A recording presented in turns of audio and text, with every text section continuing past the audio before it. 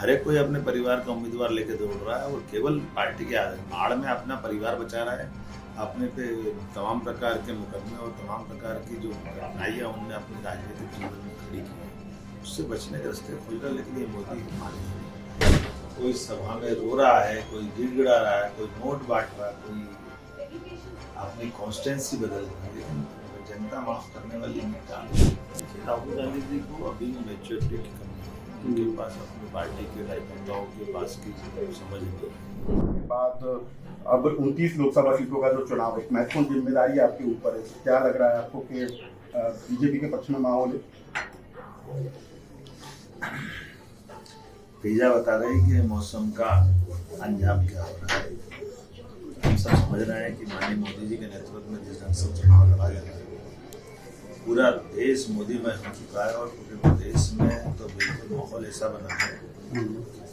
लगभग आज़ादी के बाद पहली बार ऐसा हो रहा है कि बड़े बड़े नेता अपनी लोकसभा से बाहर नहीं आ पा रहे, मैदान छोड़ रहे हैं। आखिरी बार गुहार लगा रहे हैं।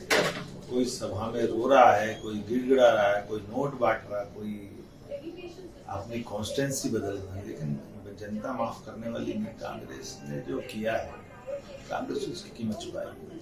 सर 29 सीटों में से 28 सीटें बीजेपी के कब्जे में है, लेकिन इस बार बताया जा रहा है कि 4 से 5 सीटें पर कांग्रेस टक्कर दे रही है और खुद कांग्रेस दावा कर रही है 12 से 14 सीटें हम जीतेंगे। कमलनाथ ने भी कहा, जीतू पटवारी ने भी कहा। ये उनकी ख्याली पुलाव है, हर बार बोलते रहते हैं, वो बोलते रहे।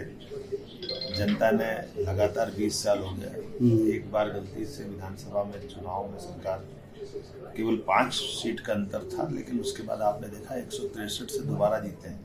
तो भाजपा में खासकर कॉन्फिडेंस जबरदस्त है और जनता भाजपा के साथ है। कांग्रेस ओवर कॉन्फिडेंस में है और जिस प्रकार से उनकी हालत हुई है, एक साथ तो प्रेस कॉन्फ्रेंस में नहीं बैठ पा रहे, वो किसकी बात करेंगे, कौन उनका भरोसा कर रहा है। सर राजगढ़ सीट पे तो दिग्विजय सिंह 200 नॉमिनेशन फाइल करा रहे हैं, वो कह रहे ईवीएम पे भरोसा नहीं है, बैलेट पेपर से चुनाव होना चाहिए। 200 नहीं 400।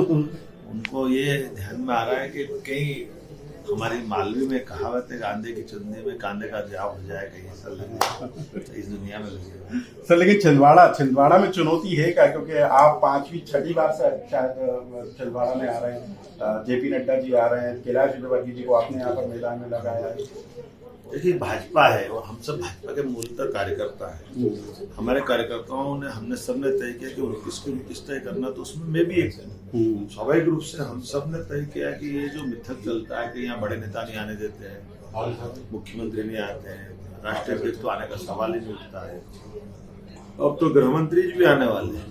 तो फिर हमारे कार्यकर्ताओं का मनोबल बढ़ाने के लिए युद्ध के मोर्चे पे हम नहीं जाएंगे तो कौन जाएंगे, सबको जाना है। सर राहुल गांधी आए थे शहडोल में महुआ, उन्होंने बीना और आदिवासियों को लेकर बोला कि किसान कर्ज माफी हम करेंगे।